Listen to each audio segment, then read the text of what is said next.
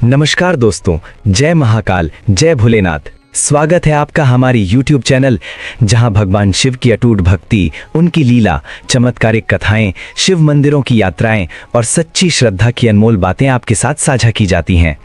ये चैनल खास तौर पर उन सभी भक्तों के लिए है जो महादेव के प्रति अपना प्रेम और विश्वास हर पल जीते हैं। चाहे वो देवधाम की दिव्य यात्रा हो, दुनिया के सबसे ऊंचे 108 फीट त्रिशूल की कहानी हो, या फिर रोजमर्रा की जिंदगी में शिव भक्ति कैसे मजबूत बनाई जाए। यहाँ आपको मिलेंगे भावुक शिव कथाएं, भक्ति भजन, मंदिर दर्शन और वो सब कुछ जो आपके मन को शांति और आत्मा को ऊर्जा दे। अगर आप भी महादेव के दीवाने हैं तो अभी चैनल को सब्सक्राइब कर लीजिए, बेल आइकन दबाइए ताकि हर नई वीडियो की सूचना सबसे पहले आपको मिले। हर हर महादेव। चलिए शुरू करते हैं इस भक्ति यात्रा को।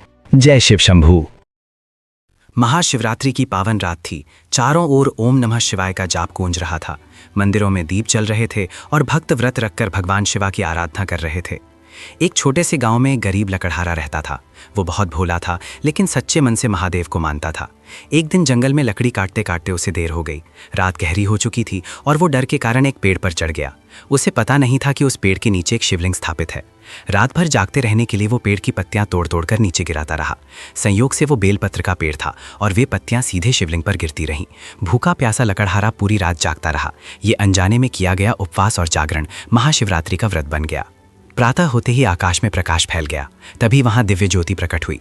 स्वयं भगवान शिवा ने प्रकट होकर कहा, हे भक्त, तूने अज्ञान में ही सही पर सच्चे मन से मेरी पूजा की है। मैं तेरी भक्ति से प्रसन्न हूँ। लकड़हारा आश्चर्यचकित और भावुक हो गया। उस दिन से उसका जीवन बदल गया। उसे सुख, शांति और समृद्धि प्राप्त हुई। इस कथा से हमें ये सीख मिलती है कि सच्ची भक्ति दिखावे से नहीं, बल्कि सच्चे मन और विश्वास से होती है। महाशिवरात्रि हमें यही संदेश देती है कि जो भी सच्चे हृदय से भगवान शिव का स्मरण करता है, उस पर महादेव की कृपा अवश्य होती है। हर हर महादेव। एक छोटे से पहाड़ी गांव में अर्जुन नाम का एक युवक रहता था। वो बहुत मेहनती था, लेकिन उसके जीवन में सब कुछ उल्टा ही होता था। कभी फसल खराब हो जाती, कभी नौकरी का मौका छिन जाता। वो अक्सर आसमान की ओर देखकर कहता, क्या मेरी नियति में सिर्फ संघर्ष ही लिखा है। एक दिन गांव में एक वृद्ध साधु आए। अर्जुन ने उनसे पूछा, बाबा, अगर सब कुछ नियति में पहले से लिखा है तो फिर मेहनत करने का क्या फायदा। साधु मुस्कुराए और उसे पास के खेत में ले गए। वहां 2 बीज पड़े थे। एक बीज पत्थर पर था और दूसरा उपजाऊ मिट्टी में।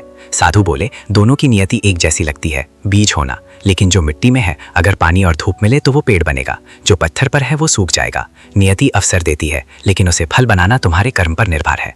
अर्जुन को बात समझ आ गई। उसने शिकायत करना छोड़ दिया और पूरे मन से मेहनत करने लगा। धीरे धीरे उसकी किस्मत बदलने लगी। जिस खेत में पहले फसल नहीं उगती थी, वहां हरियाली छा गई। उसे एक अच्छी नौकरी भी मिल गई। सालों बाद जब वो सफल हुआ तो लोगों ने पूछा, तुम्हारी नियति बदल कैसे गई। अर्जुन मुस्कुराकर बोला, नियति रास्ता दिखाती है, लेकिन उस रास्ते पर चलना हमारे हाथ में है।